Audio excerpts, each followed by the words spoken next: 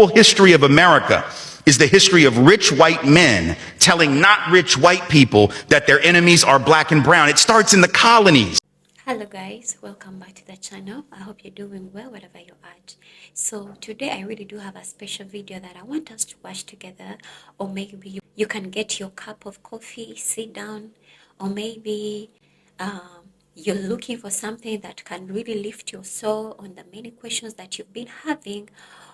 In case you've been asking yourself, where did all this segregation come from? Where did all that racism come from? I just want us to watch this video together and let me know exactly what you think about it down in the commentary. The whole history of America is the history of rich white men telling not rich white people that their enemies are black and brown. It starts in the colonies of what would become the United States. Let's remember, during the colonial period, mid-1600s, there was no such thing as white people. I know some people who are now called white find that shocking, right? Because they think whiteness is real, right? But whiteness was created. Europeans didn't call themselves white. We didn't call ourselves white. We weren't all members of one big happy family. Are you kidding? Have you studied the history of Europe? The history of Europe was about killing each other. That's what we did in Europe. We just killed each other. Before we figured out there were other people to kill, we just killed each other, right? I mean, that was the history of Europe. The English hated the Irish, right? Northern Italians didn't even think that Southern Italians were Italians. The Germans hated everybody, and everybody hated their ass right back, right?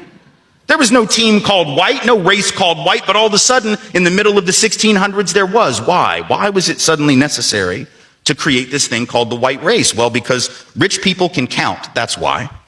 And so rich folks looked around, the ones that owned all the land, you know, in the colonies, the colonial elite looked around and they realized something, that they were heavily outnumbered by African enslaved folks, by European indentured servants who were just one level above a slave, or other Europeans who weren't technically indentured servants, but they were still peasants, didn't have any money, didn't have any land, and they could do the math. They added it up and they were like, damn, we got to figure out a way to split these folks apart from one another, or they're going to rise up and take our stuff, right?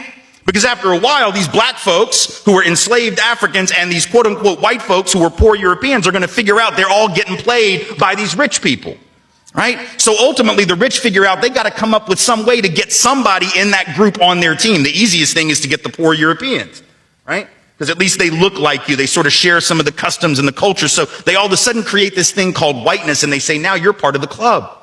Now we're going to let you testify in court, enter into contracts, vote, at least if you're a man, own a little bit of land, at least if you're a man, right? And we're going to get rid of indentured servitude. No more of that, because you're too good for that. And we're going to take the white men, now called white men, and put them on the slave patrol to keep black people in line. Give them a horse and a gun and a badge and make them feel big and powerful, right? They're still poor. They still don't have anything. They didn't pay the slave patrol well, right? Just exploited them, used them as a buffer between the elite and the other poor folks, particularly poor folks of color. And pretty soon the rebellions that occasionally happened where black and white got together to overthrow the elite, those stopped because the divide and conquer had begun to work, right? You could turn people against each other by telling those poor white folks, they got to keep these black people in line. And so that divide and conquer gets initiated in the colonies. Rich white men telling not rich white people that their enemies are black and brown. Fast forward to the Civil War era. And you have, I'm from the South, right? My people, the elite in my part of the country, right, actually announced that the reason they wanted to break away from the Union and possibly go to war with their brothers and sisters to the North was in order to maintain slavery and white supremacy. They said that at the time. We lie about it now. And we say it had nothing to do with that. But of course, at the time, they didn't have any shame about it, so they just said it openly. Right? The vice president of the Confederacy, Alexander Stephens, said that the cornerstone of the new government was the great truth that the Negro was not the equal of the white man. So that's the reason the Confederacy was formed and existed.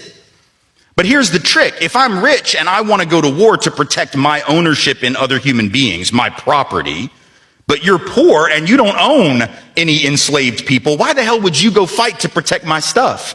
Because I'm a rich person. I'm not going to fight. Rich people don't go to war. Right? Rich people get poor people to go to war for them, whether it's in 1860 or whether it's during the 1960s or whether it's today, right? Rich folks get doctors to write notes for them that say that they have heel spurs and that's why they can't go to Vietnam. And if you don't know who I'm talking about, you can Google that shit because he's sitting in the White House right now. right? Oh, I can't go fight. I have heel spurs. Send some poor kids to do that for me, please, right? So that's been a long-standing tradition. So the rich have to figure out a way to convince the poor to go fight for them. But that's a hard thing. That's like a hard sell, right? Like, how the hell, why would you do that? Why would you go fight to protect my property rights when you don't own anything? The only way you would do it is if that rich person comes to you and says, hey, listen, you gotta go fight because we gotta maintain our way of life, because if these people get free, they're gonna take your jobs. No, fool, they already got your job. That's how it works, right? Because if I'm white and I got to charge you $1 a day to work on the farm, but you can get a black person to do it for nothing because you own them, guess who got the job? Free got the job, right? So in a sense, poor white folks would have been better off joining with black folks to overthrow the slave system. That would have raised the wage floor of all working people. But they got tricked by rich white men telling them that their enemies were black and brown. Fast forward to the 1930s. And you have white labor leaders. They're not even the elite, right? The labor leaders are not the elite, but they're the elite within the labor movement. And even they had fallen for it at this point. So they didn't want to integrate their unions. And they would say things like, well, we can't have black people and Mexicans and Chinese folks in our unions because if we do that, it's going to reduce the professionalism of our craft. We have to maintain the integrity of our profession. No, fool, you need more people in the damn union is what you need. And if you don't let those folks in, guess what happens when you go out on strike? Who is the boss going to use to replace you? They're going to replace you with the very same black and brown folks that you didn't want to work next to, right?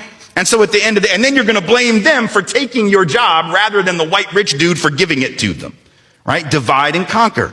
Telling not rich white folks that their enemies are black and brown. And now we fast forward to the president. We got the president of the United States becoming president on the basis of that same rhetoric. Telling not rich white folks that the reason they don't have a job is because Mexicans took them. Now this makes sense. It is literally self-evidenced and hard well. It is the palm-colored people who started everything. All the racism, all the wars. They are the ones who started everything. Wow. It now makes sense to me. Now, you guys, I don't even intend to make this video very long. I think let us stop from here, but let me know exactly what you think about it down in the commentary. If you have seen me for the very first time, my name is Sumi. Consider subscribing to the channel. Tap on that bell so that every time I put anything on here, you're always notified and you're always the very first person to watch my videos. Thank you so very much to my returning subscribers. You guys, you mean a lot to me, and I don't take none of you for granted. We shall meet in another episode. Have a lovely day.